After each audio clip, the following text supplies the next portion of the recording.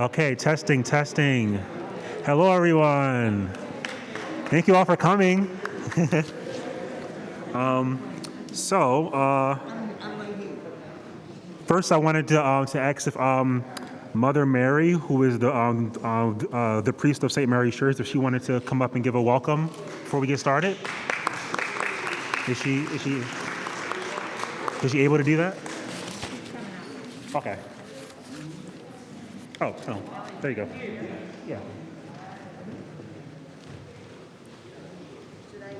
You want to come up? Yeah. Yeah, I have to go John, around. you have to move over to the left a little, please. I got it. I mean, the whole chair needs to move over. Good evening, everyone. I just want to welcome you to St. Mary's Church in Manhattanville. We are the longest continuing site of worship in the village of Harlem. We've been here, this will be our 200th year. And we've always been a church that stands for and cares for people on the margins, people who are poor. And we are very excited to host you all. We call ourselves the We Are Not Afraid Church, and we're here to stand with you. So thank you all for turning out tonight, and I turn it over to your wonderful leaders. Thank you very much. Thank you very much. So my name is Ellie McCrow, and I'll be chairing tonight's rally with my co-chair, Joyce Butler from the People's Power Assembly in Baltimore.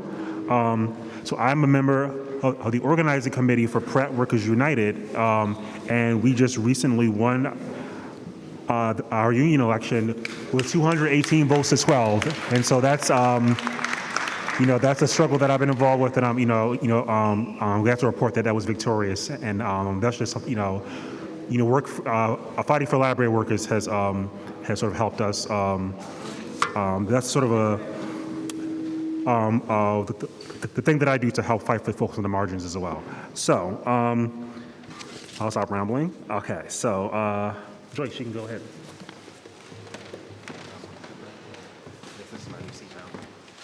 Good evening, everybody. Good evening. It may be a little cold in here tonight, but we are going to warm this room up with our spirit. Yes. St. Mary serves the people.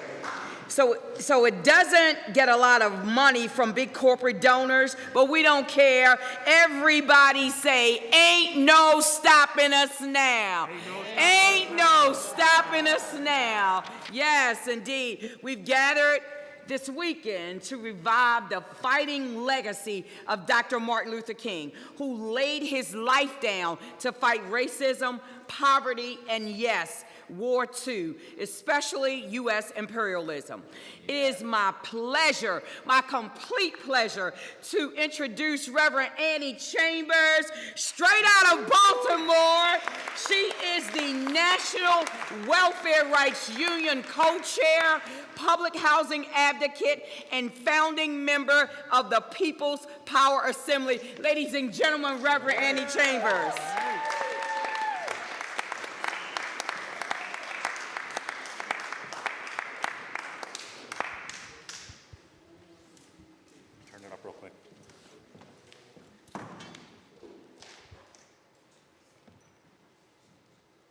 Good afternoon. Good afternoon. It's evening now. I'm so glad to be here with you and grateful to the power on high for allowing me to still be in the fight after 62 years. And continue. Well, when I was asked to speak, I always pray on my speeches, and especially about the war and the things that go on. Let me tell you, we live in one of the most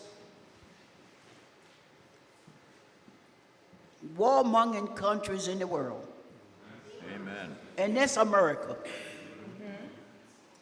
we forever, let me stop saying we, because I'm not a part of this garbage. But America goes around stealing, killing, and robbing all over the world.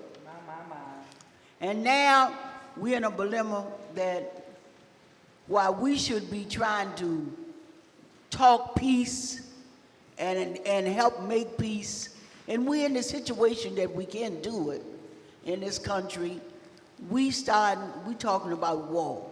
We're giving out mass destruction, war, material to other countries to kill and to just rob and to do the things that we're doing.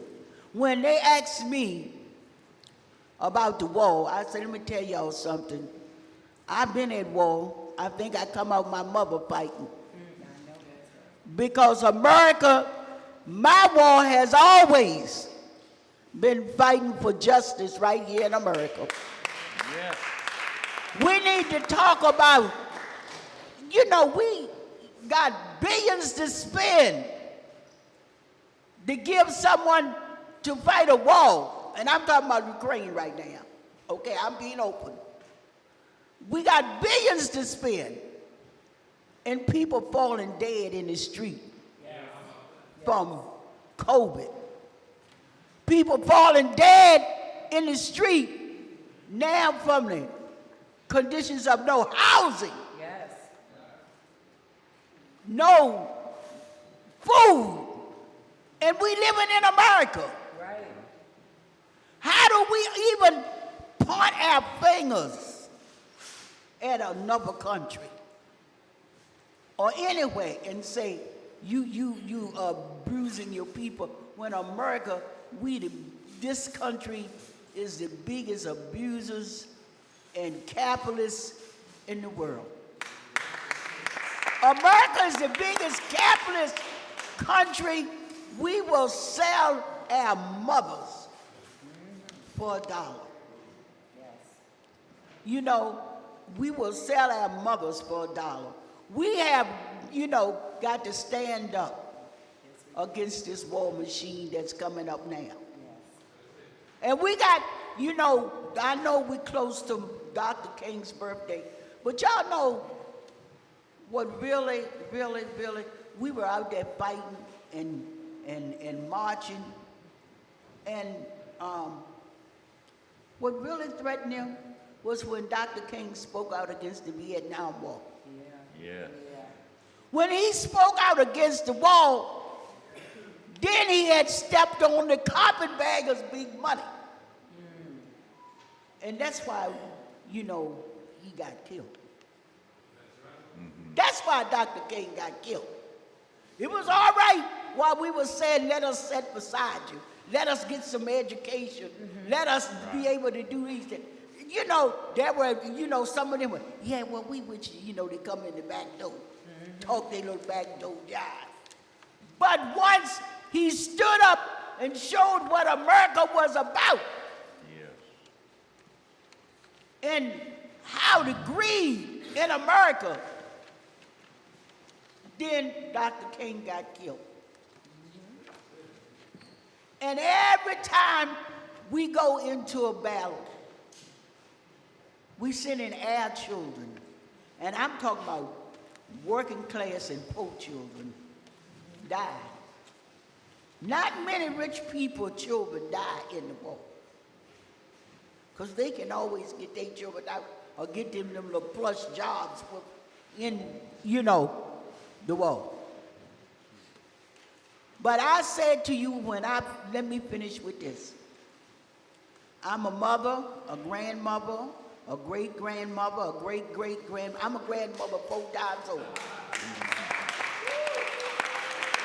And I have said to my grandchildren now, because my children too old. That's how old I am. I know they ain't gonna do it. Not one of y'all should be prepared to go and put on a uniform. Not one. You want to fight, Your grandmother is still out here fighting every day in the street. Fighting for justice. Fighting for that you may have liberty right here in your country. Your country. So if you want to fight, and that's what we should tell our young people. Because who benefits from the war? We don't. We don't. We lose our loved ones. We get, the food is astronomical. People can't even buy food right now. Every day people is asking me for food, clothing. Can you help me get somewhere to live? We got more homeless people than we ever had, even during the Depression. So if we want to say, let's stand up, and with this we must say, no more war. No more war. No war. We got to stand up and let this country know, and let old Sleepy Joe know that we won't die. Send Hunter over there and let him die, or whatever that other boy he got named, I don't know. Send him and let him over there. You see, because it is our children that's dying. Yes. And I want to thank you for listening to me tonight, and I want to thank you for inviting me to New York, and that I was able to come. And I really want to thank a friend of mine. He was a very young, well, he was not a rude kid running around, but he was a teenager when we met. And that's been over 52 years ago. Carlos, whenever I come to New York, he's always there, along with my son Angel that I stole from him. He stole one of my children also. My daughter Dina, she tells everybody Carlos her father. So we are family. So I want to thank my family here in New York. I want to thank all of y'all for listening to me, and please call me and invite me back again. But let's end with this. No more war! No more war! No more war! America, get yourself together. Thank you. Thank you very much, Reverend Chambers. Okay, our next speaker is Melinda Butterfield, a Struggle Lucha co-editor and author of U.S. Proxy War in Ukraine and Donbass.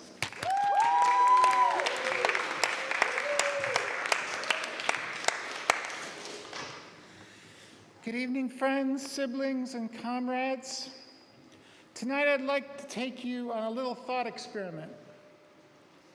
First, I want you to imagine that there's been a far-right takeover of the U.S. government, supported by violent white supremacists. Sadly, that's pretty easy to imagine these days. Next, I want you to imagine that people all over the country rose up to protest against this coup. Black and white, Latinx, Asian and Indigenous and Arab, LGBTQ people, immigrants and prisoners. But just as this anti-fascist movement seemed to be gaining strength, a terrible massacre of activists takes place, let's say in Philadelphia, where resistance has been very deep and strong for many years. The resistance is brutally repressed in most of the US. Some people are killed, many are imprisoned, and thousands have to flee abroad or risk death. However, let's imagine in 2 states, the anti-fascist movement successfully seizes control and holds it. For the sake of argument, let's say these states are New York and Connecticut. The new US government sends in troops and tanks to overthrow this haven. But the community, us, we organize ourselves and manage to push them back. Now a long-term standoff ensues.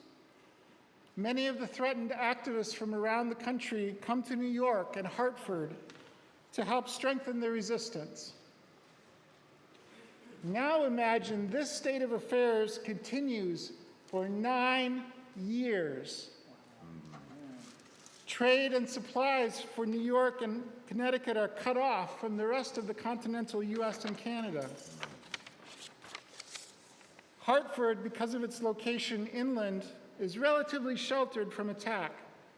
But New York City is shelled with artillery from across the Hudson on a daily basis, targeting apartment buildings, schools, hospitals, and places of worship, like this one. Death squads and armed drones are regularly sent in to infiltrate and carry out attacks on the residents. Overseas allies of the regime in Washington send it more and more weapons. Over time, the number of federal troops surrounding our little haven grows. The regime in Washington also hates Mexico and is constantly trying to provoke a military conflict with our neighbors to the south. Also, not a far-fetched scenario. Mexico is the only country that offers support to the anti-fascists in Connecticut and New York. In fact, the Mexican government tries to broker a peace agreement. But despite its promises, Washington keeps bombing New York City week after week, year after year. According to them, all of us, we're nothing but pawns of the evil Mexican government. This imaginary scenario is one I hope will never come to pass. But I ask you to consider it because I want everyone, just for a few minutes, to put yourselves in the shoes of people living in the Donbass, the former eastern regions of Ukraine called Donetsk and Lugansk. What I just described is reality for people living there since a US-backed coup overthrew Ukraine's elected government 9 years ago in 2014. Now let me tell you about a dear friend of mine in Donetsk named Sveta. I haven't seen her and her husband for a few years, since before the latest escalation in the war. She's one of the most courageous people I've ever known. Sveta is a socialist, a feminist, and labor activist who grew up in Donbass, but later moved west to Kyiv, the Ukrainian capital. In 2014, after the coup, she had to flee Kyiv under threat of arrest or death because of her socialist beliefs. Her husband, Denis, is a Jewish union organizer whose family is from Western Ukraine. And if anything, he was even in greater danger. Sveta and Denis settled back in Donetsk and have lived there through years and years of Ukraine's bombing war. Today, Denis is enlisted in the Donetsk People's Militia to protect the people of Donbass, as are many other exiles from central and western Ukraine.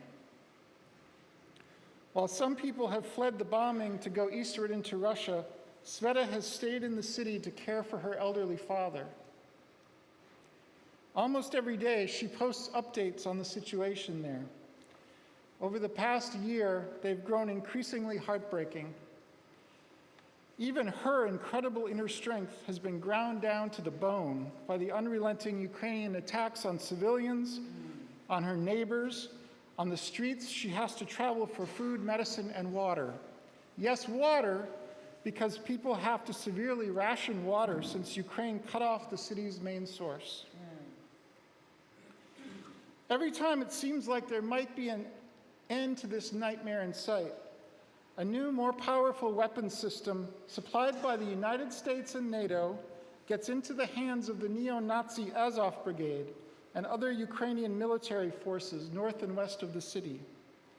Just yesterday, a grocery warehouse in Donetsk was attacked with NATO-supplied weapons, killing a worker and wounding 4 others.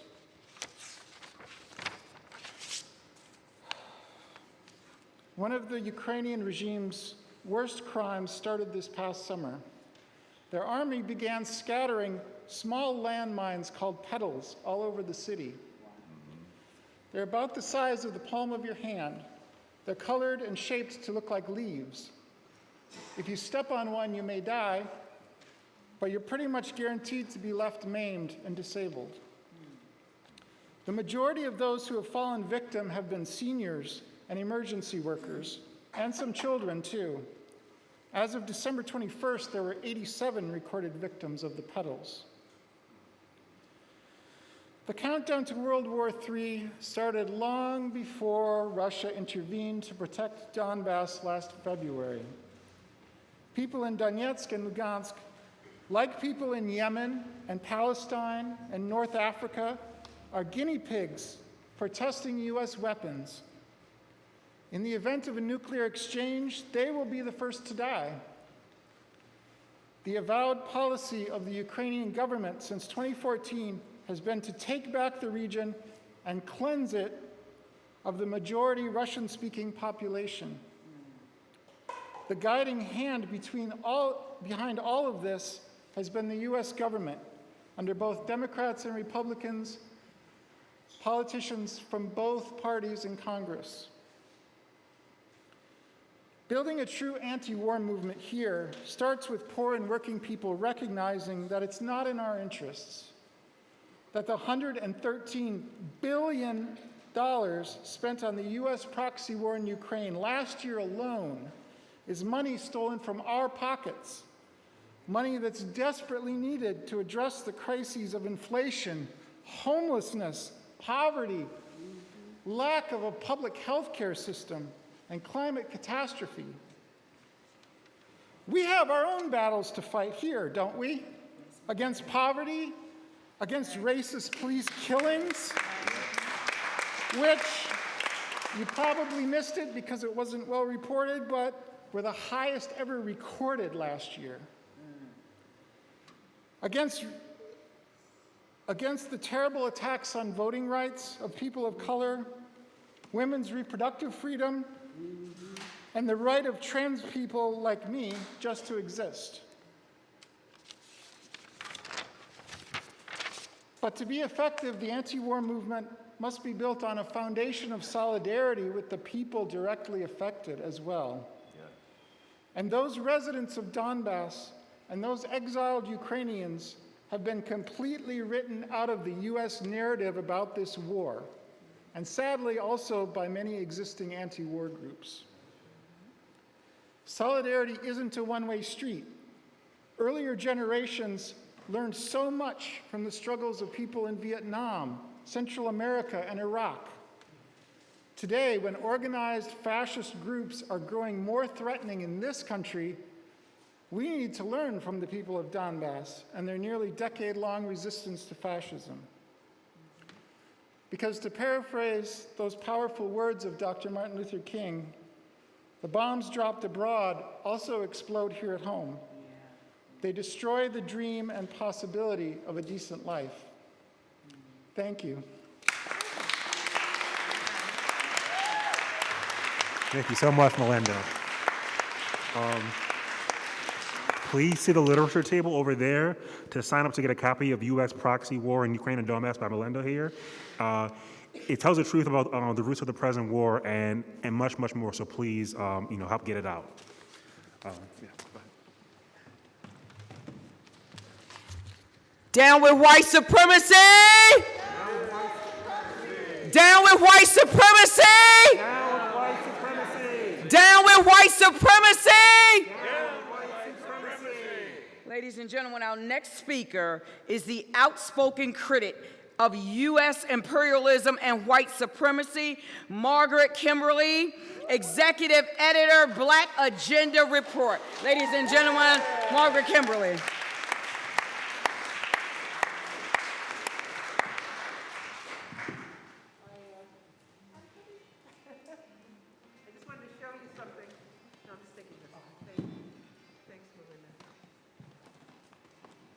Good evening, everyone. Good evening.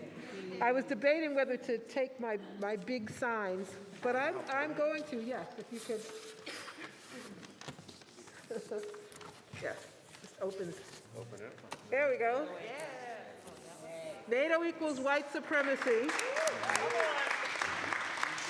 And that's our message from Black Alliance for Peace. We are fighting white supremacy, and, people sometimes think that it's some, knuckle dragger who ran into the Capitol on January 6th. But we're talking about the whole system, from the Congress to the president to the Pentagon to the banks to the military industrial complex. Thank you. You don't have to, yes. I'm not going to have you stand there. Thanks, guys. So good evening, and power to the people. Power to the people. I have so many great memories of being here in St. Mary's Church. It's been a few years, obviously, since before the pandemic. I'm thinking of my mentor and comrade, the late Glenn Ford, and other folks who've, St. Mary's welcomes, as we already heard, welcomes the people into this house. This is the beginning of the Martin Luther King birthday celebration weekend. Yes, give it up. And we have his photo on the flyer, of course, and this is just one action among a week of actions called for by the United National Anti-War Coalition. But a lot of people claim to honor Dr. King when they do nothing of the sort. On Monday, when his birthday is celebrated, community centers and churches will be packed with politicians who've helped to increase our military budget to more than $800 billion, which is about half, some say a majority, of all discretionary spending. But we're not like that.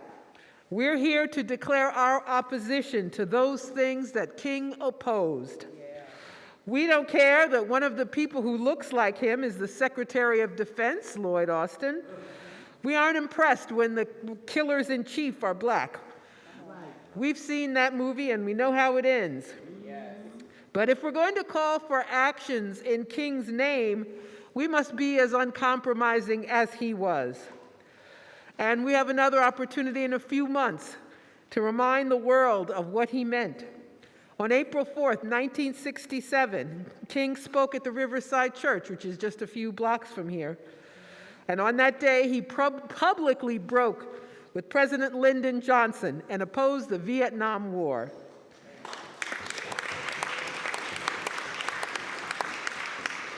He was vilified for doing that. All the people, that's another thing, who claimed they loved King, when he was alive, they had nothing good to say about him. Even some of his colleagues said that's not the smart thing to do, to go up against the president.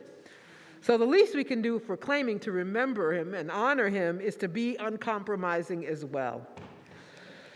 At the time he was alive, he spoke of human needs which went unmet because of defense spending, which at that juncture was a lot smaller than it was now, but a lot has happened in the last 50 years. I lost my spot. Neoliberalism has taken a firm hold on this country, and the lords of finance capital have complete control of the government. And austerity, which is not just spending less on the people, but making their immiseration, impoverishing them, actually being public policy. The end result is that the U.S. has spent $100 billion and counting on funding, mostly for defense, to use Ukraine as a proxy weapon against Russia. When King was alive, there was still a Soviet Union, but it was destroyed, and the collective West, as it is called, has been dedicated to weakening Russia and making it a cash cow to be stripped of its resources and assets. And thus we have a deadly conflict in Ukraine, where, as Melinda said, thousands of people have died since 2014, when the Obama administration and right-wing forces in that country overthrew the elected president. And many people have died in the ensuing war and attacks on the Donbass, which happened far before February 2022. But there's a frenzy of war propaganda in Washington, such as we saw with Zelensky's recent speech in Congress. Very little, if anything, is said about the people's needs. To my knowledge, Joe Biden has not spoken once on the issue of the unhoused across the country. But there's no big secret about how to address that crisis. Build houses.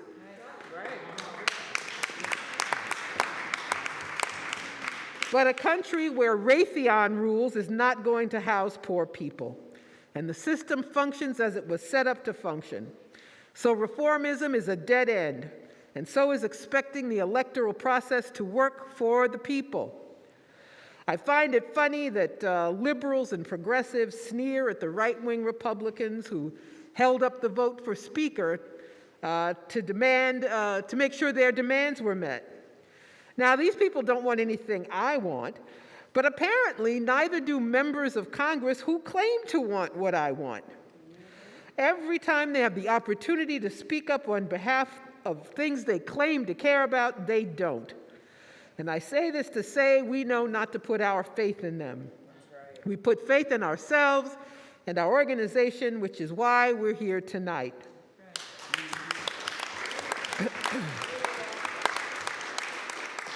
Militarism, including the existence of 800 U.S. bases around the world, doesn't just cost us money. It doesn't just pollute the planet, although it does those things, but it brings the killing home. This week, a video showing police in Los Angeles tasing and killing a black man has gone viral. I personally don't watch those. I find them traumatizing, frankly. And I think they lead people to believe that these are rare events when they aren't. According to the website Mapping Police Violence, more than 1,100 people were killed by police in 2022, an average of 3 every day. So this should not be shocking, just like mass shootings should not be shocking. It isn't possible for the U.S. to be the hyper-violent global policeman without that violence coming home. We know about the 1033 program, which sends surplus military equipment to police departments all over the country. And that is something the system put in place to keep black people, especially black people, policed. And that's why we need a revolution of values, as King told us, before we can change anything else. In addition to being the executive editor of Black Agenda Report, I'm a coordinating committee member of Black Alliance for Peace.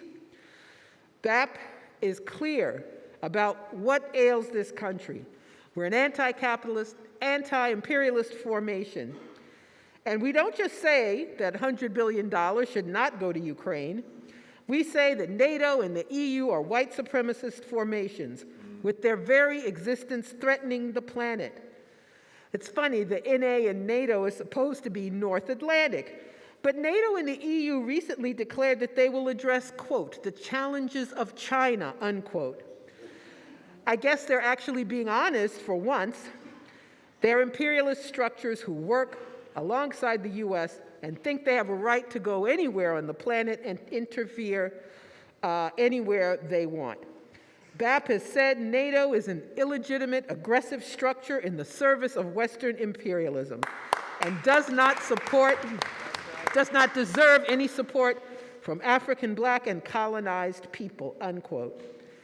Last week, the NATO General Secretary, Mr. Stoltenberg, actually said, weapons are in fact the way to peace. I guess he read Orwell before he spoke. But anyway, I'm summing up now, my friends, and saying we know that the oligarchy rules here, and that's why we have all these ills that I mentioned. But I don't say that to imply that we should give up. We didn't come here tonight to be defeatist, but to be clear that we must be revolutionary. We don't have a choice. Dr. King told us that. Thank you so much.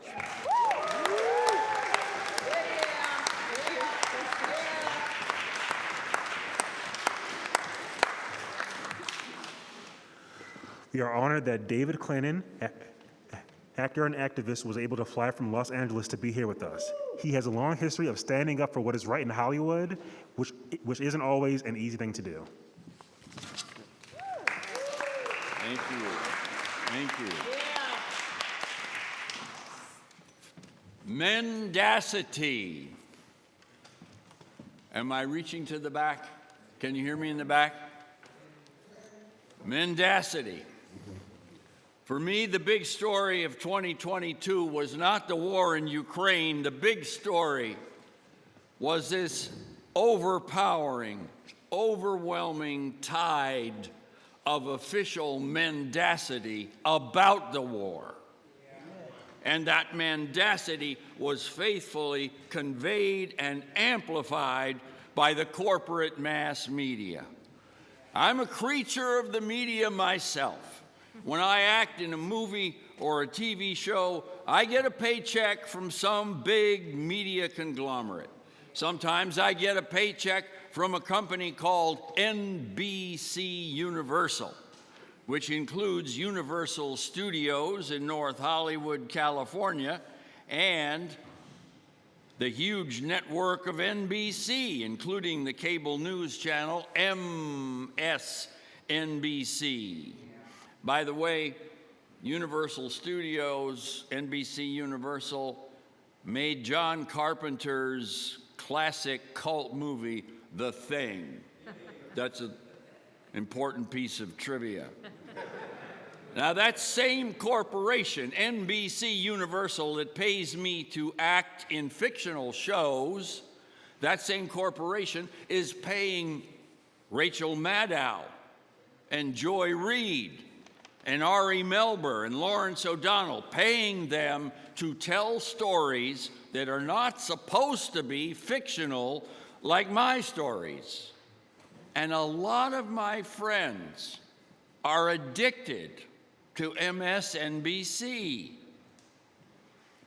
Official imperial mendacity. The Bible calls it bearing false witness. It starts in some corner of the White House, the State Department, the CIA, somewhere in the neocon deep state. Some official of the empire proclaims that day's story, and the story, including the lies, is polished and embellished and amplified and broadcast by my fellow NBC Universal performers, Rachel, Joy, Chuck Todd, Nicole Wallace, Ali Velshi, and so many others. They call it perception management. And perception management works on something called narrative control. I'm going to borrow from the Australian journalist Caitlin Johnstone. We are swimming, not quite drowning, in a sea of the most sophisticated and expansive mass-scale perception management operation that has ever been devised. January 2022, 1 year ago, I'm watching the approach of disaster, like an oncoming train bearing down on me and all of us, suspecting that this looming disaster could still be avoided, easily avoided, but witnessing that hardening intransigence of Antony Blinken, Joe Biden, and every single talking head on MSNBC and CNN, daring Russia to take action, forcing Russia to make an impossible choice. But that wasn't the official story. Perception management, our government, our media, managing how we perceive things, especially the way we see the crisis in Ukraine. They say, let us, your government, your media, New York Times, MSNBC, let us tell you the real story. We got the best narratives. We got the best writers. We give you narratives that are compelling and easy to swallow. And they were good at it. And I had to wonder, am I crazy? Am I having a mental breakdown? Because I'm seeing two dramatically different realities clashing. I was born in 1943, so I experienced some earlier wartime propaganda campaigns, and they were pretty impressive. Vietnam. Regime change in Chile, 1973. Central America, Iraq, Afghanistan, Iraq again, Iraq, state-of-the-art propaganda in 2002 and 3. Weapons of mass destruction, WMD, the secret program to develop weapons of mass destruction by the evil Iraqis. Hiding the secret WMD program from UN inspectors, the smoking gun mushroom cloud, and always the evil villain, Saddam Hussein, Saddam, and then Saddam, Hitler, Saddam, Hitler. Jump to 2022.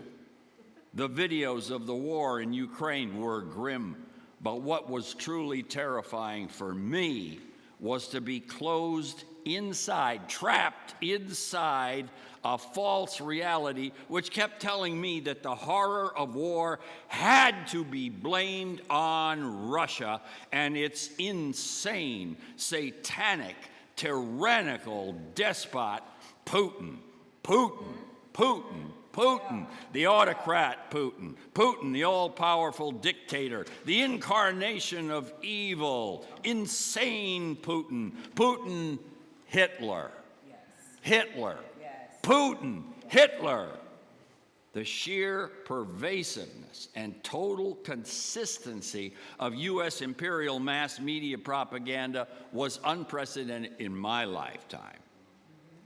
2022 was unique. It was the year of the greatest triumph of perception management and narrative control. George Orwell would have been impressed, maybe even astonished at what they pulled off. And remember, the foundation for this propaganda coup had already been laid beginning on the night Hillary Clinton lost her presidential bid to Donald Trump. That foundation was Russiagate. Rachel Maddow, the godmother of Russiagate. Congressman Adam Schiff, the official promulgator of Russiagate. Russiagate. I had to keep asking myself, am I just a lone dupe, a victim of Russian propaganda? Am I the only one who sees something different from what the media are telling me to see, what I'm supposed to be seeing? Am I alone in thinking, wait a minute, this doesn't add up? Well, we're going about our lives under the Stephen King science fiction dome of mendacity. Bob Dylan. The princess and the prince discuss what is real and what is not. What is real? What is not? Well, thanks to publications like Struggle La Lucha, thanks to the United National Anti-War Coalition, thanks to the Black Alliance for Peace, thanks to Covert Action Magazine, thanks to individuals like Alexander Mercouris and Garland Nixon and Ray McGovern and Scott Ritter and many others, thanks to all of them, I know that I am not alone, and you know that you are not alone. Thank you. Okay, thank you very much. I'm sorry, I'm getting mixed up. No worries. Our next speaker is Omowale Clay. He is the leader of the December 12th movement that, among many things, has spearheaded the work against sanctions in Zimbabwe. He has stood up for the rights of workers here and abroad. Ladies and gentlemen, Omowale Clay.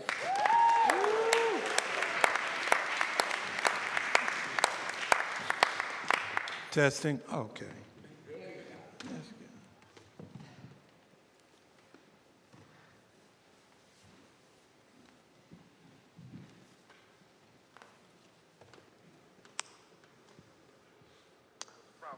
At the very same time that America refused to give the Negro any land, through an act of Congress, our government was giving away millions of acres of land in the West and the Midwest, which meant that it was willing to undergird its white peasants from Europe with an economic floor. But not only did they give the land, They built land-grant colleges with government money to teach them how to farm.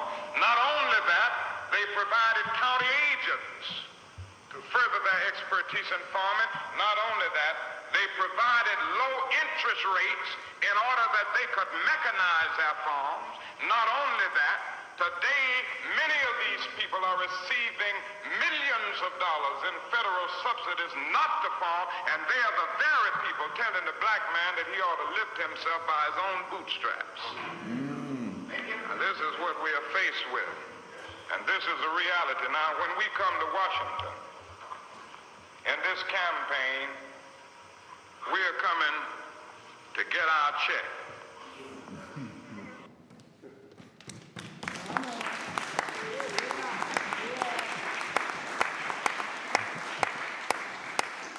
Peace, comrades. How are you tonight? I can't hear you. How are you tonight? First, let me start by saying, no, I am not the leader of the December 12th movement. That is still in the hands of our chairperson, Viola Plumber.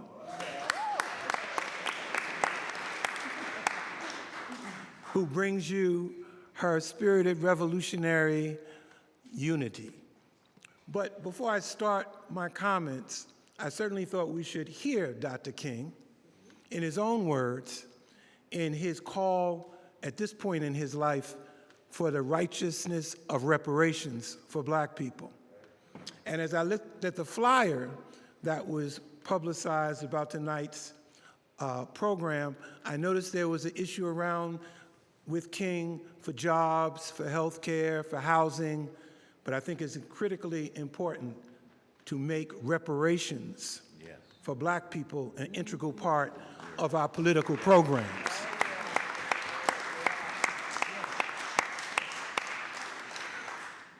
The December 12th movement just celebrated its 35th anniversary.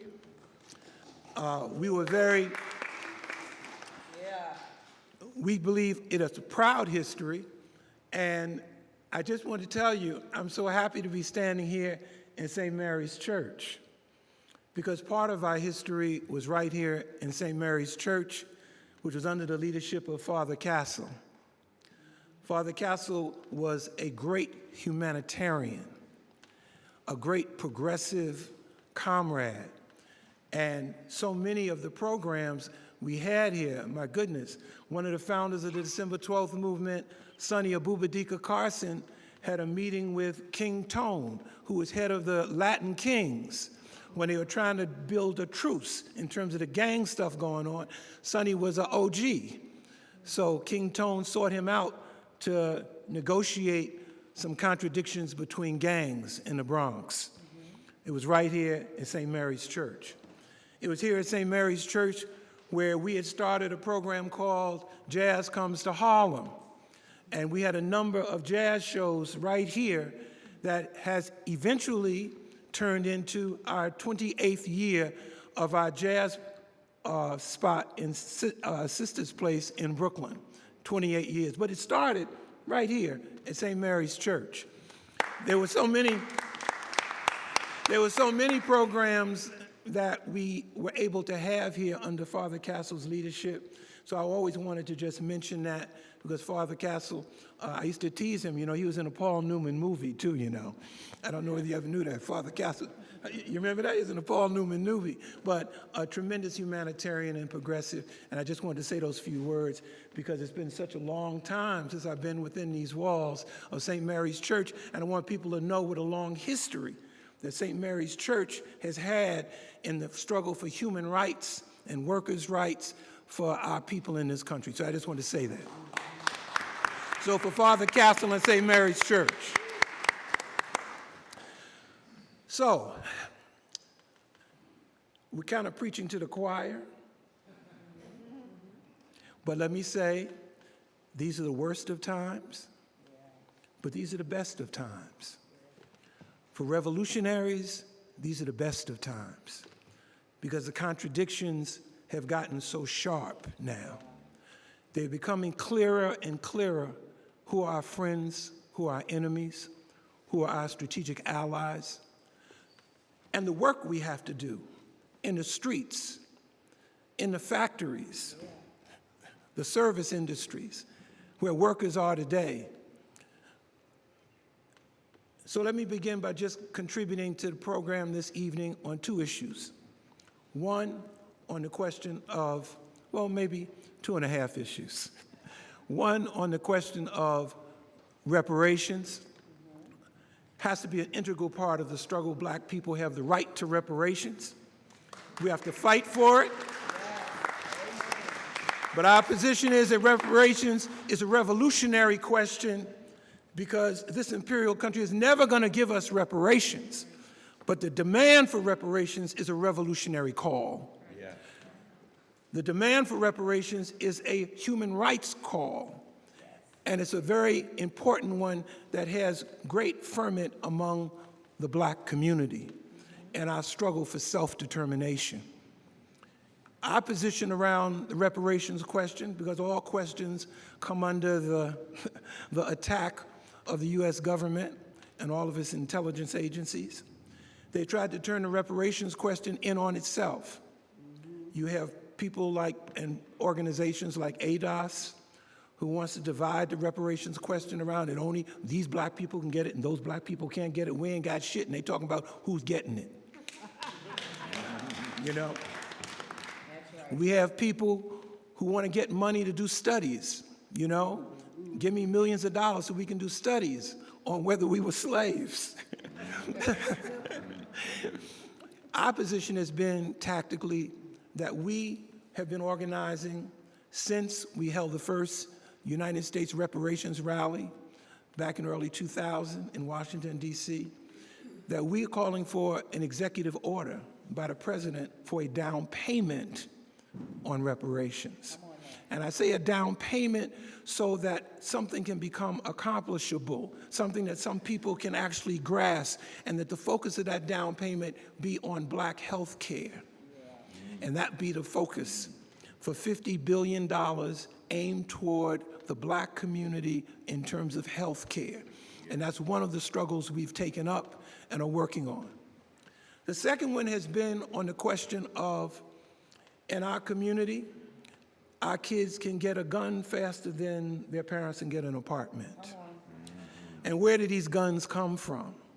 We're not Smith & Wesson, we're not Glock, you know. Believe me, every gun show down south, they have ATF agents and FBI agents, all, in fact, they're some of the ones that are vendors. So these high-quality weapons that are flooding our community are part of a strategic plan for fratricide inside our community, but most importantly, to raise the call for safety and for the police increase. And so now we have a cop in City Hall, you know, a cop. Somebody told me the other day, he's actually Bloomberg's fourth term, one of his major advisors. But the bottom line is, so what do we do about that? December 12th, in the streets in Bed-Stuy for the past year and a half, have been in the streets every week, many days, talking to our young people, talking to our adults. Oh, I'm sorry, got it. And one of the things we fought for that just recently, even the DA said, shootings in Bed-Stuy have reduced by 42%. And we're claiming that shit from our work. And let me just finish by saying, you know, this past summer, we were at the Congress of ZANU-PF in Zimbabwe.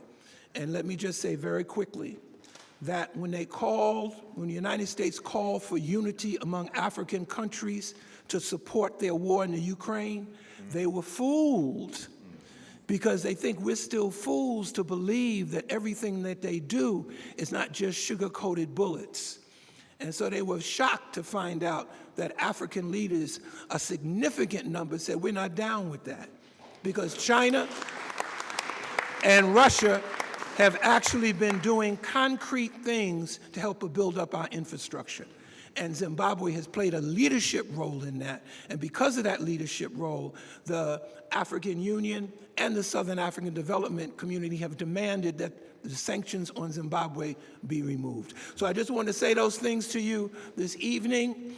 fight on. The struggle is in the streets. Never give up.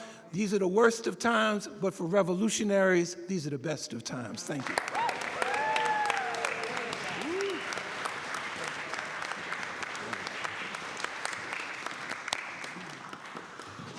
We are especially honored to call on John Parker, who traveled to Donbass as part of a fact-finding trip to bust the big business media lies. He was literally at the front lines of war, and many of us at home were worried for his safety. He has been on a national tour. Parker is the founder of the Harriet Tubman Center for Social Justice and a national organizer for the Socialist Unity Party.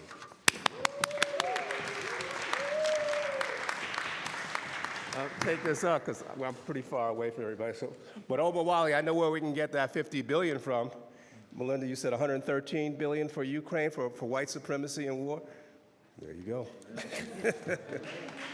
7 days prior to February 22nd, the Ukrainian military had increased their bombing of the Donbass region 20-fold and had amassed 150,000 troops ready to commit genocide. That is undeniable.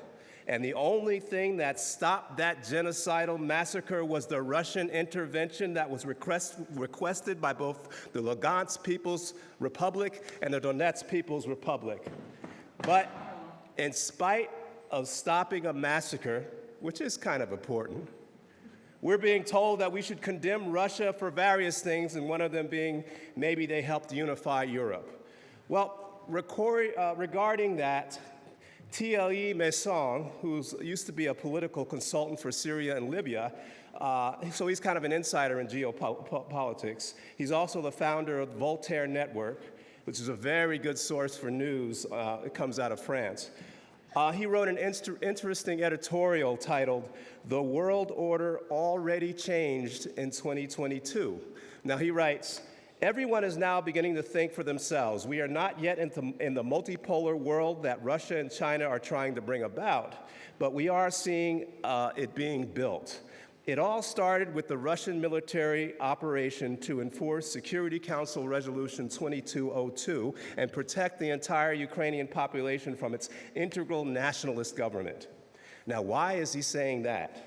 Well, he goes on to mention the former European colonial African states who now want the Russian army to ensure their security. They reflect the view of much of the world that is fed up with the U.S. war on terrorism, that is actually creating and supporting terrorists in their countries when it suits them. They are also concerned about the huge transfer of weapons destined for Ukraine, but winding up on shopping sites for terrorists on the dark web because of the corruption of Kiev. Now, India and Iran are working hard with Russia to build a transport corridor that will allow them to trade despite the US and Western Europeans' illegal economic sanctions.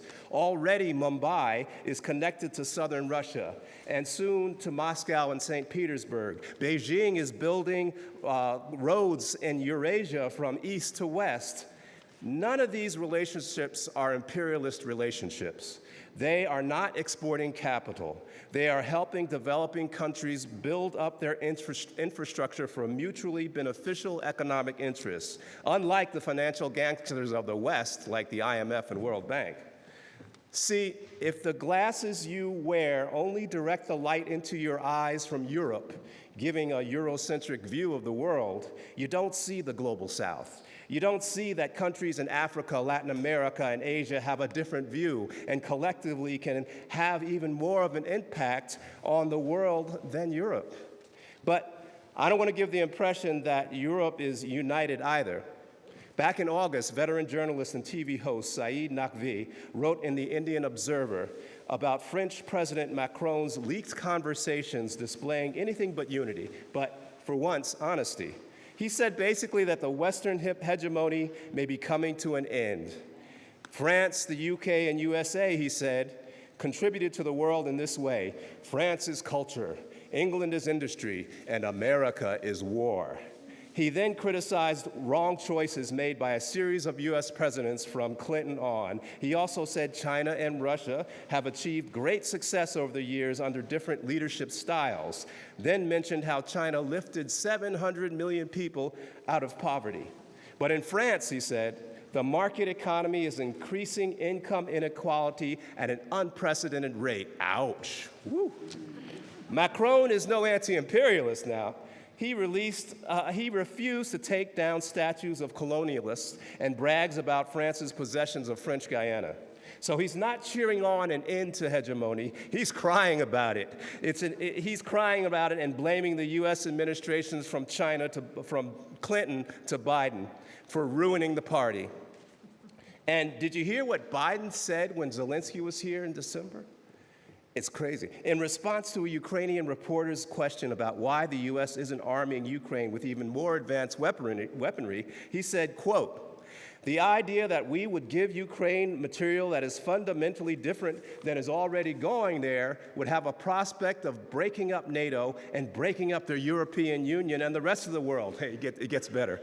Quote, "I've spent several hundred hours face to face with our European allies and the heads of state of those countries and making the case as to why it is overwhelmingly in their interest that they continue to support Ukraine." Talk about arm twisting. Then he said, "They're not looking to go to war with Russia. They're not looking for a third world war." Well, how dare they? Well, he finished up this fiasco by saying this. He said, "There's more to say, but I've probably already said too much." Yep, dummy, you did. Now, when you dig even deeper into Europe, you see the tens of maybe now hundreds of thousands demonstrating in Europe against their resources being squandered for a U.S. war in Ukraine and upset about their gas prices and general inflation going up. See, when we talk about unity, we also can't give the impression that it's just the ruling class dynamics that matter. More importantly, it's what's going on with the working class, which, like the non-European majority countries on the globe, is potentially much more impactful on our future. But perhaps instead of focusing on Russia, we should start talking about the people who actually planned the thing. The 2022 National Defense Strategy document from the United States Secretary of Defense is worth a look. The document was blessed by President Biden, who was quoted in the introduction. Now, right out of the gate, it calls China, Russia, Iran, and the Democratic People's Republic of Korea threats to U.S. national security. And this threat must be met by making NATO even more powerful and nuclear capable, especially surrounding Russia. But in terms of priorities, China is the #1 target. The document even goes so far as to say that the U.S. should begin training and arming Taiwan in asymmetrical warfare, which is guerrilla warfare, against China. What should we learn? What should we learn from this document and the Pentagon think tank, the RAND Corporation strategy, published 4 years ago, planning the provocations that started this war? Well, it didn't matter what Russia did. The imperialists had a plan of action that was determined to cause war by any means. But it's understandable for the confusion because censorship by the Pentagon and social media platforms controlled by the State Department keep vital information out. Sometimes you just have to go there. In the city of Rubizny in the Donbass region, I arrived at a shelter to interview folks who were housed there to escape the shelling of their apartments by tanks. In fact, there was a story in one of the only media outlets allowed to exist in Ukraine today, the Euromaidan Press, about the shelter in Rubizny that I visited. The Euromaidan Press is an NGO partly funded by the U.S. Intelligence's National Democratic Institute, the British Embassy in Kiev, and indirectly by the Soros Open Society Foundation, which funded regime change efforts in Ukraine. Now, they had a heart-wrenching story about a person's parents killed by a Russian soldier simply for bringing food and water to a shelter where people had escaped attacks by Russian soldiers. So Ukraine had created this shelter in Rubizny to keep people safe. Well, I visited the shelter in Rubizny about 3 weeks after this supposed incident. But the people there told me they were there because their apartments were bombed by Ukrainian tanks, not Russian tanks. And while the Ukrainians were being bombed, they said there were no Russians in sight. And they said it wasn't the Ukrainian soldiers that provided them shelter, it was the Russian soldiers and the Lugansk People's Militia that transported them to the shelter and protected them from the Ukrainian military. When I first got to Lugansk, I participated in a conference of religious leaders, Muslims, Jewish, and Christian, and the topic of discussion was how to defeat the Nazi ideology that was growing exponentially in Ukraine. Now, why is it growing so fast? Well, imagine that Biden tomorrow, he erects statues of Hitler's collaborators all over the country. Then he loans buildings for free to white supremacist organizations for the sole purpose of indoctrinating youth into fascist politics with libraries filled with books like Hitler's Mein Kampf, and a gift shop downstairs with cute little keychains with Nazi insignias on them.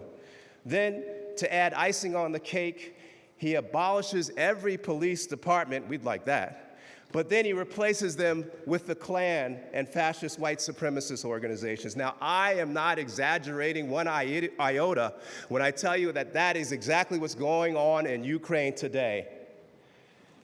I should also mention that when I was in Krymskaya, also in Donbass, we visited a tuberculosis hospital that had been retrofitted for war by the Ukrainian military.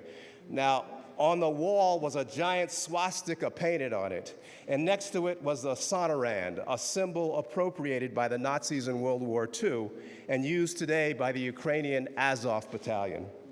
When some people say that Ukraine's Nazi problem it's minor or it's in the past, they callously ignore the 10 black people who were killed at the top supermarket in Buffalo, New York, by an 18-year-old white supremacist.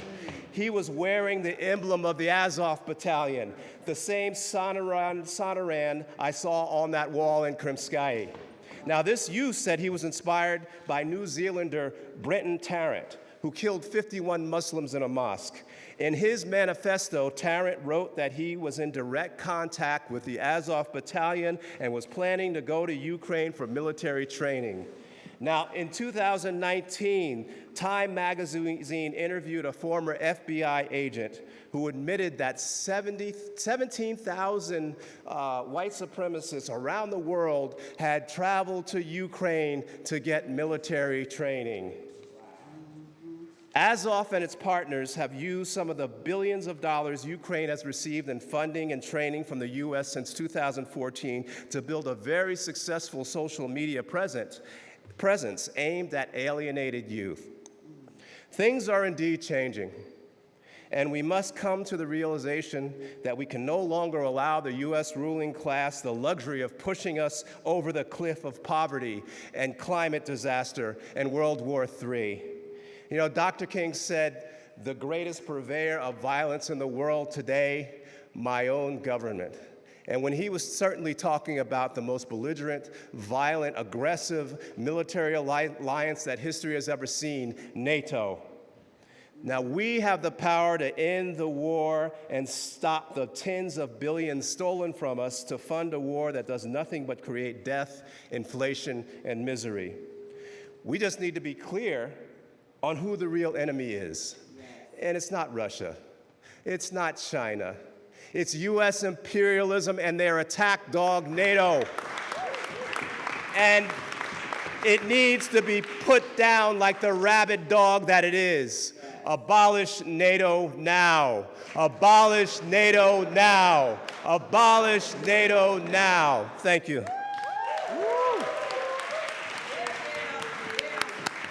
That was excellent. Thank you very much. Now I'm going to read a message from Alexei Albu, coordinator for the Ukrainian anti-fascist movement, Borotba. Alexei was a survivor from the Odessa massacre on May 2nd, 2014, when neo-Nazis killed 48 people. He was forced into exile and currently lives in Lugansk. All right. Thank you for the rally against the war with Russia and China, and against imperialism and NATO. I am very grateful to you for continuing to tell the truth about what is happening in the Donbass. It is very important for us that the world will know what is happening here. In the last 2 months, the shelling of Donetsk, in comparison with the summer, has intensified. The neo-Nazis want us to move our artillery. They want to force us to remove it from those areas where their defense became weak. Therefore, neo-Nazis deliberately bomb civilians. The military actions of the armed forces of Ukraine are bordering on genocide. But I am sure that everything will change soon. Good news is already coming that in some areas, the defenses of the Ukrainian army have been breached. Our comrades are waiting for good news in the coming months. Please thank all the participants of the rally from the people of Donbass, from all the anti-fascists of Ukraine, and from Europa. No parasan. Oh, sorry, no pasaran. There we go. Thank you, Alexei. Joyce. Oh, gotcha. Okay, gotcha. Okay. Scratch that. Berta Jabart Sisi from Women in Struggle was unable to send a video message because of the electric outages and the intensity of the struggle in Puerto Rico. In Puerto Rico. So we will read a statement from Berta as well. Give me 1 second. Okay.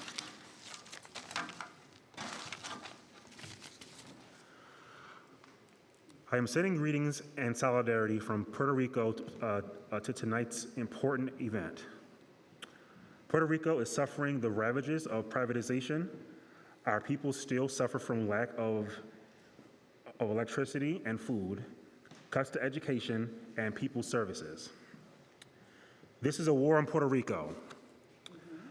Like the war on Russia, Donbass, and China, against Cuba, Peru, Nicaragua, and Brazil, where the fascists, much like the Trump forces, are trying to overthrow an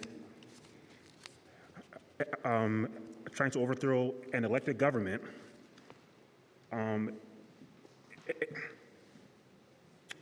A war that we can and will stop. Sorry about that. We demand the independence. We demand independence for Puerto Rico. Stop U.S. imperialism everywhere. And I just want to end by inviting everyone to attend a special webinar on January 22nd, sponsored by Women in Struggle / Mujeres en Lucha, to discuss Cuba's new family code and what we can learn. Thank you. Berta Jobert Sisi, Mujeres en Lucha, Puerto Rico. Thank you. Yeah, let's make it hot in here. Everybody stand up. Let's make it hot in here. Stand up, yes. Absolutely. Rent and food should be free, not a NATO killing spree. Say it. Rent and food should be free, not a NATO killing spree. Rent and food should be free, not a NATO killing spree. No sanctions, no bombs, no war. We won't take it anymore. No sanctions, no bombs, no war. We won't take it anymore. No sanctions, no bombs, no war. We won't take it anymore. No sanctions, no bombs, no war. We won't take it anymore. NATO USA, how many kids have you killed today? NATO USA, how many kids have you killed today? Money for war can't feed the poor. Money for war can't feed the poor. Money for war can't feed the poor. Money for war can't feed the poor. We do, in fact, have a few more important messages before we open to questions, comments, announcements, and a resounding singing of Solidarity Forever at the end of our program. And I just want to mention that once the organist pianist starts singing the song, there should be no recording, okay? Thank you. Thank you. All right. Next, I'd like to call on Richie Moreno from the United National Anti-War Coalition and Bronx Anti-War Coalition. Richie is a teacher from the Bronx who has been active in community organizing for many years. Thank you.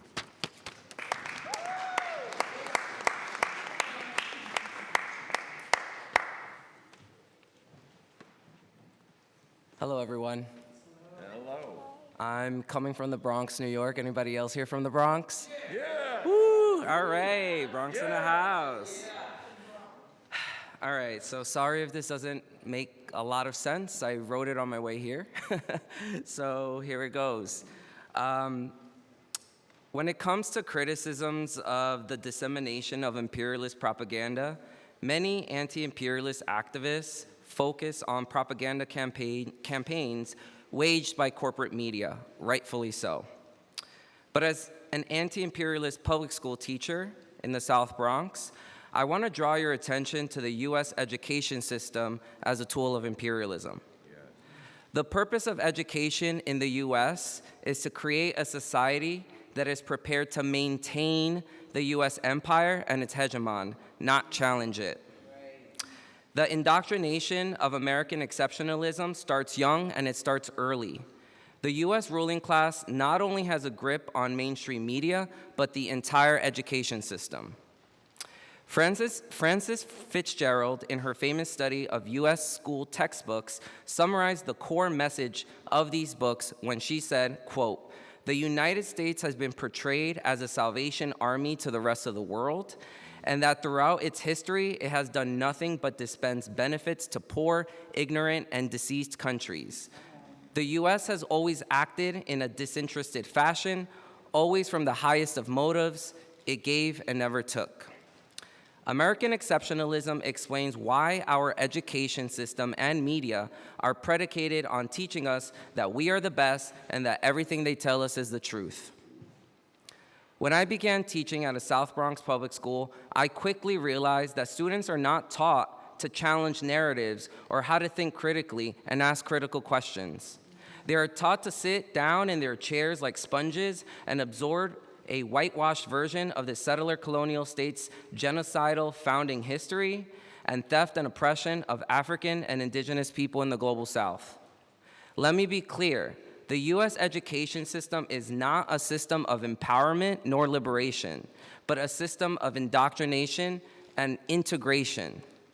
Young people growing up in Harlem and the South Bronx are not taught the rich revolutionary history of local organizations like the Black Panther Party and the Young Lords. Instead, U.S. patriotism is taught to subjected and colonized people. Huey P. Newton, in his book, Revolutionary Suicide, wrote, quote, "During those long years in Oakland public schools, I did not have one teacher who taught me anything relevant to my own life or experience. Not one instructor ever awoke in me a desire to learn more or to question or to explore the worlds of literature, science, and history. All they did was try to rob me of the sense of my own uniqueness and worth, and in the process nearly killed my urge to inquire." And because history is written by the colonizers, not the colonized, people who developed anti-imperialist analysis are an exception, not the rule. So what do we do about this? It's up to us to fight this indoctrination of the U.S. education system and its efforts to maintain this imperialist empire. We must do all we can to fight the demonization of nations that are actively resisting Western imperialism, such as Cuba, DPRK, China, Russia, Nicaragua, Venezuela, Bolivia, Haiti, Puerto Rico, Palestine, Zimbabwe, and others.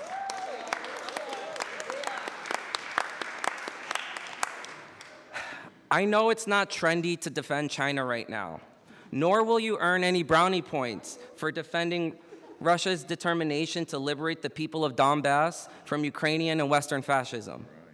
But as anti-imperialists, we have the duty and the responsibility to educate the masses because we know our schools and the media are doing the exact opposite. That is how we grow this movement. Having a conversation with your friends and family and neighbors about how the U.S. empire relies on this demonization of other nations or these so-called enemies of freedom and democracy to justify the nearly $1 trillion annual Pentagon budget is extremely hard. I've been there. It's really hard. It's tough. And you probably won't win someone over in a single conversation due to decades of internalized propaganda from schools, media, and entertainment. But it begins with planting a seed and watering that seed until that seed becomes a flower and that flower sees the light. In order to abolish NATO and shut down AFRICOM, CENTCOM, SOUTHCOM, and the 800+ U.S. military bases around the world, we must help the masses realize that the U.S. economy is a war economy, and none of this would be necessary without a strategically curated list of enemies, and that's what we need to do. We need to defend these nations and get the word out, grow the movement. Thank you.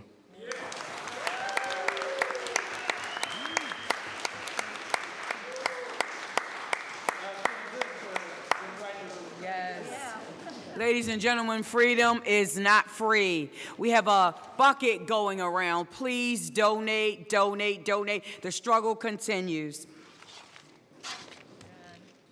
Okay, so now we're going to have Oronde Shakur, a member of the New York branch of the International People's Democratic Movement.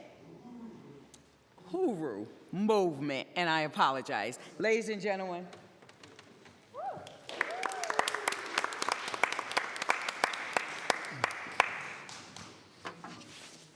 Good evening, everybody. Good evening. How's everybody doing? Good. A little chilly? That's all right. We're here together, and we're organizing for the right reasons, and for the right things, and for the right people. That's ourselves. I'm a member of the Uhuru Movement, and we work under the leadership of Chairman Omali Yeshua Taylor, who some of you may know was in the news quite recently when our organization came under attack by the FBI in Ferguson and St. Louis. You know, the Ferguson where Mike Brown was assassinated by the police and left on the concrete for 4 hours in 100-degree weather. That's this government, and that's their assessment of who we are as African people. And anybody who have the audacity, the nerve, the courage, and determination to be free is going to come under attack, especially in the African colonized community. Because that community, as far as this system is concerned, can never be free. Because our enslavement freed Europe from its disease and poverty. Africa, the invasion and colonization of Africa built up what we call today Europe. There would be no Europe or America without the African slave. I hate to say trade, because there was no trade, there was no give and take. But you know what I mean. The colonization of African people and kidnapping us and dispersing us around the world to build this empire that's led by the U.S. government today. And I just want to read a statement from our organization around that attack and what it means. And we have a campaign called Hands Off Uhuru. And by the way, Uhuru is an African word that means freedom. And we use that word when we communicate with our comrades on a daily basis. That's the word, because we understand that freedom has to be on the minds of African people and colonized people 24/7. We want to first thank the organizers of tonight's event, saluting Martin Luther King, a day of action. And he was a person of action. And I have to confess, in the beginning, I was not a supporter of Dr. King and his nonviolent approach. But we live in a material reality, and the material reality determines who we are and how we think. And based on that condition, King changed, and he was moving away from the petty bourgeois liberalism, and he was moving to be more radical in terms of socialism, which is a word he even used himself, in terms of a system to look at as an alternative to colonial capitalism. From the Hands Off Uhuru, Hands Off Africa Counter-Offensive Committee, we salute this action honoring our African martyr, Dr. Martin Luther King. On July 29th, 2022, the FBI militarily raided 7 homes and offices of the Uhuru Freedom Movement, including the house of its founder and leader, Omala Yeshitela, chairman of the African People's Socialist Party. Let me go down because I got a minute. We know the FBI waged a pervasive surveillance and slander campaign against Dr. King prior to his brutal assassination on April 4th, 1968. From Marcus Garvey to W.E.B. Du Bois to Paul Robeson, Malcolm X, Fred Hampton, and many others, including Chairman Omala Yeshitela, the FBI has violently and brutally assaulted our leaders, attempted to destroy our movements, and to demoralize the Black community fighting for freedom and self-determination. In Chairman Omala's official statement on the FBI attacks, he stated, "Their case against us is baseless and ridiculous. Our case against them is backed by undeniable history of centuries of ongoing atrocities against our people and our movement by the U.S. government, who have often used the FBI and the Department of Justice," and put that in quotation marks, "as their political weapons against us. When they put us on trial, we will put them on trial." And in Brooklyn, New York in 1982, we had the first international tribunal on reparations for African people in the U.S., and there was a verdict given. And the U.S. was found guilty of the crimes of genocide against African people. And they called the chairman and all the forces that they arrested as unindicted co-conspirators. And let me say quickly, they accused us of being puppets for the Russians. That all the 60 years that we did work in building for Black liberation, the Russians did it. We don't have enough sense and intelligence to make analysis for ourselves and organize for our freedoms. The Russians did it. But it wasn't the Russians that killed Mike Brown, or Tiana Taylor, or all the other Africans that's been murdered. It wasn't the Russians. And let me hurry up and say that the Russians didn't build their economy off the slave trade. Europe did. And we have the ability to know, like the comrade said, we know who our enemies are and we know who our friends are. And we unite with our friends against our enemies. And the U.S. government is a capitalist colonial government. And it's a parasitic political and economic system that sucks the blood from the planet Earth, from all the people on the planet Earth, stealing land, resources, life, self-determination, so that the Americans and Europeans can live high on the hog while the rest of us starve and are impoverished. But in spite of the FBI's effort, and we're waiting for the indictment to come down any day now, this is an attempt to try to force us to retreat from the things we've done. And I just want to take 1 minute to show some of the things that we were doing in St. Louis, in Ferguson. When we went in, the media was there, all these shysters and leaders was out there in front of the media. But when the media left town, so did they. The African People's Socialist Party and the Uhuru movement stayed and has been there since then. And we have what we call the Black Power Blueprint, economic development by and for the African working class.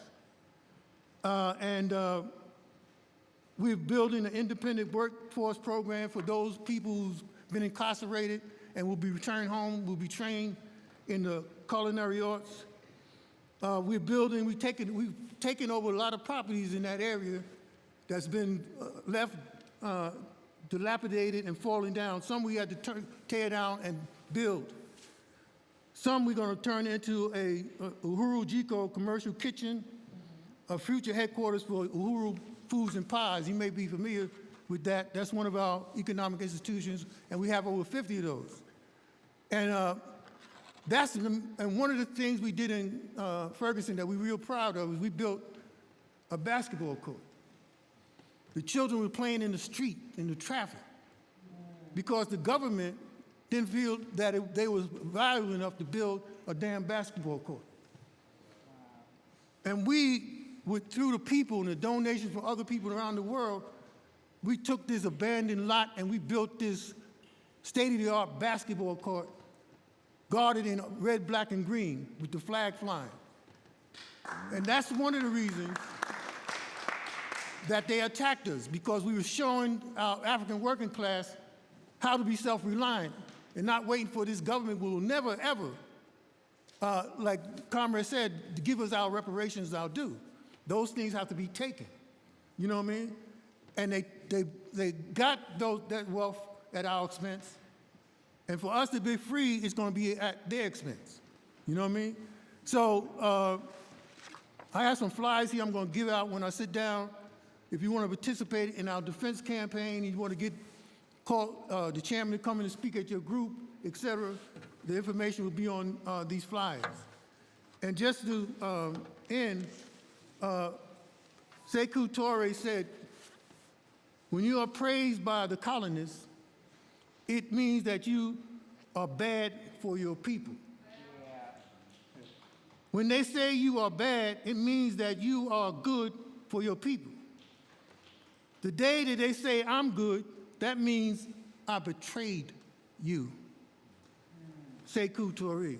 So we feel proud about the FBI attack. Thank you. Thank you for that attack. Thank you for honoring our work. And thank you for recognizing that the Black Liberation Movement is alive and well. Uhuru.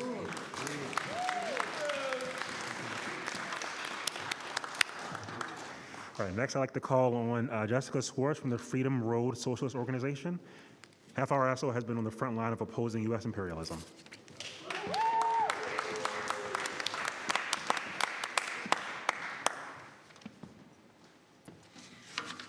Hello. I'd first like to thank Struggle La Lucha for inviting the FRSO to speak and all of the organizations here today.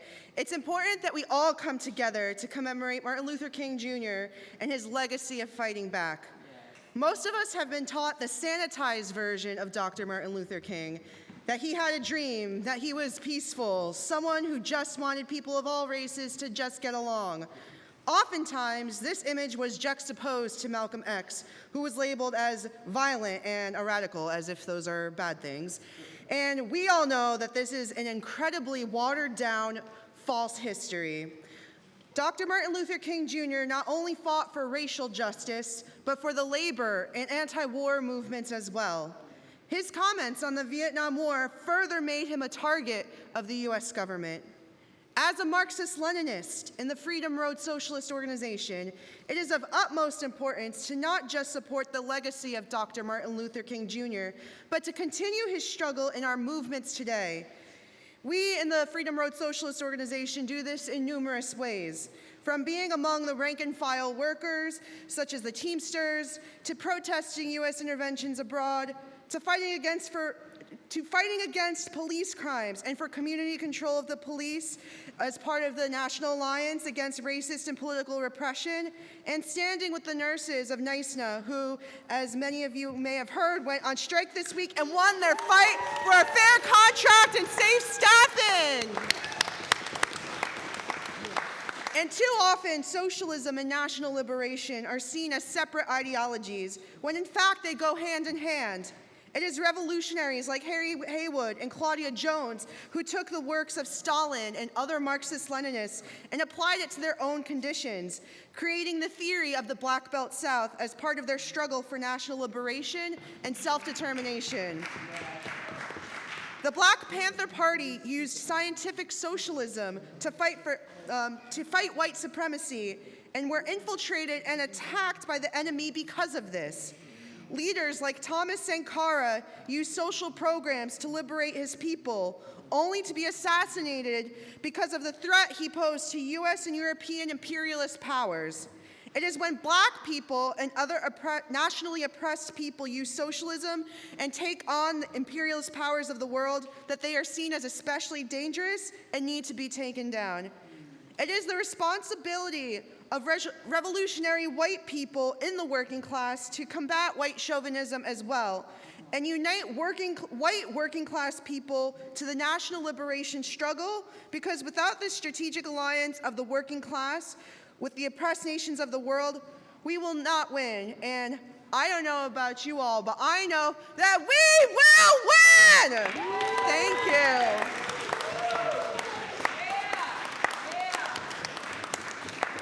Our next speaker is Michaela Martinassi. I'm sorry if I'm pronouncing that wrong. Michaela is the Northeast Steering Committee member and co-chair of the New York International League for the People's Struggle, ILPS.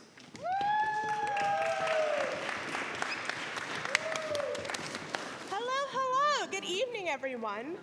As mentioned, my name is Michaela, and I'm speaking on behalf of the International League of People's Struggle.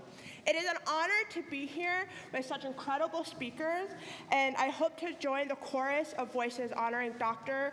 Martin Luther King Jr.'s powerful and timeless legacy.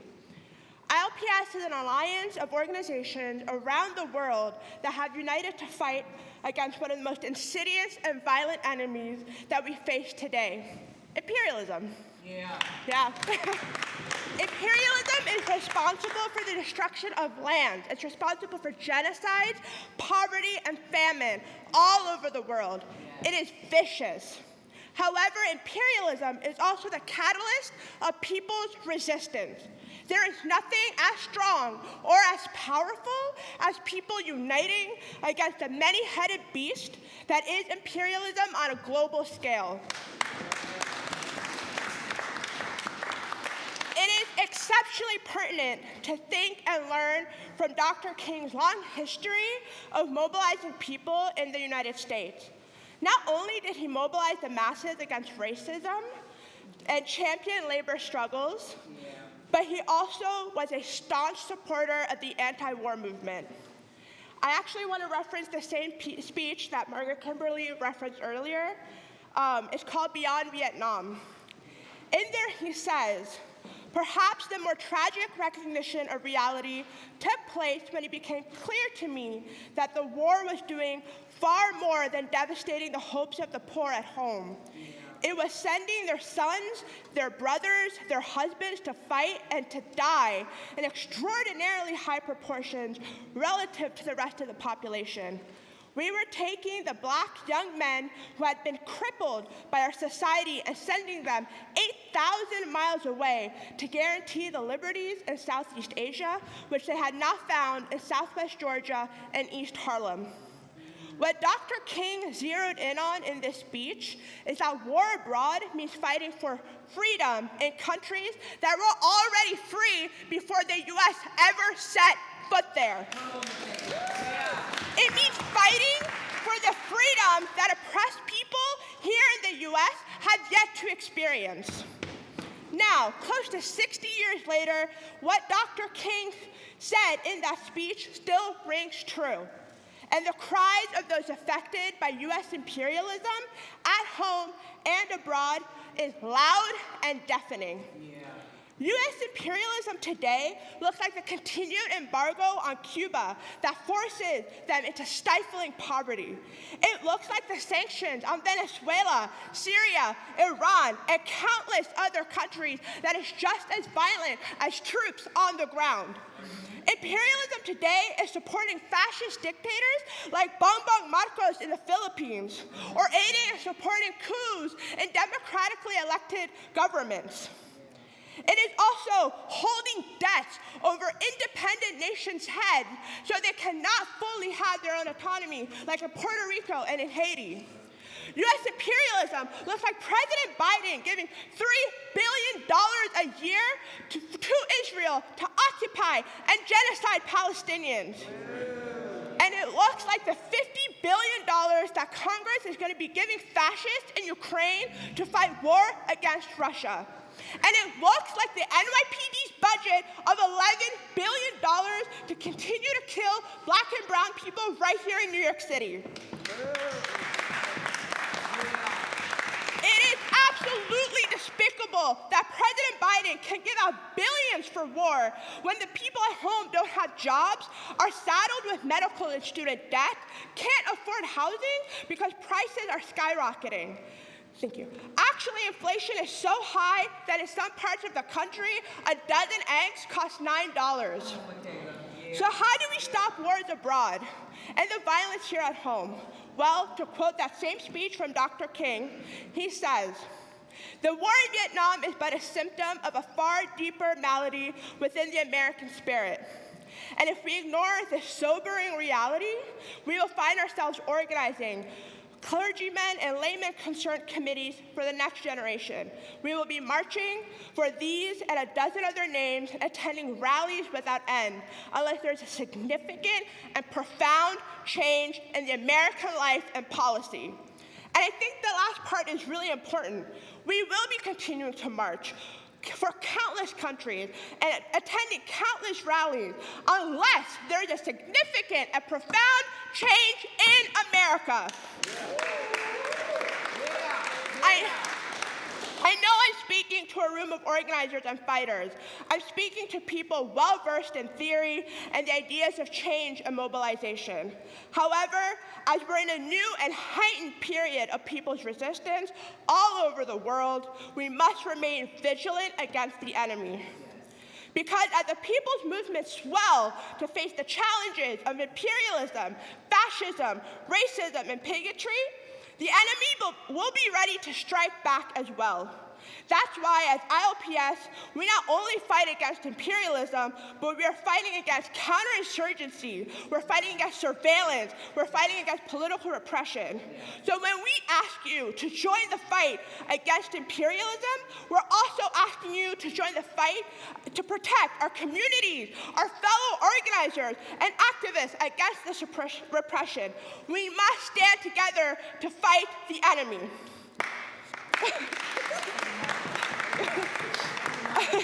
We have a massive and tumultuous battle ahead of us.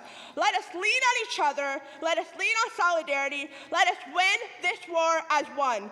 Long live the legacy of Dr. Martin Luther King. Long live international solidarity. Thank you.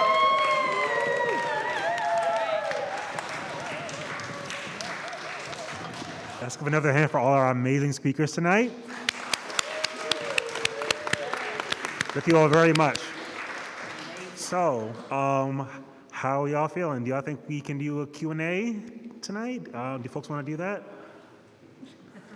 Are we all too cold? Yeah. Okay, so we can skip Q&A tonight. Thank y'all again for sitting here for so long. Okay, cool. So, so before we get to the performance, just wanted to announce that tomorrow we're going to have a contingent during the parade. We will be meeting at the north side of 45th Street on 1 Times Square at 11:30 a.m. So that's where we'll be tomorrow, and hopefully we'll see some of y'all there. And there also is an announcement from Women in Struggle. That was in Veritas. Oh, cool. Okay. Yeah, right. Yeah. Okay. Sorry about that. All right. And do we have any closing remarks from our speakers, from any of our speakers? Any closing remarks from anybody? John, Melinda? If not, okay. You know, I wanted to mention, folks had mentioned it, you know, when we talked about the police brutality and things like that, the year records, I'm from Los Angeles, and 3 people since the beginning of the year have already been killed by the police. 2 were black and 1 was Latinx. So, which shows that the white supremacy that we're fighting against in Ukraine, it's coming here, it's here. And in order to end, when we end imperialist wars, we're also ending imperialist wars against our peoples here in this country. So I thank everybody for coming out, and we're going to keep the struggle going, and we will be victorious. Thank you.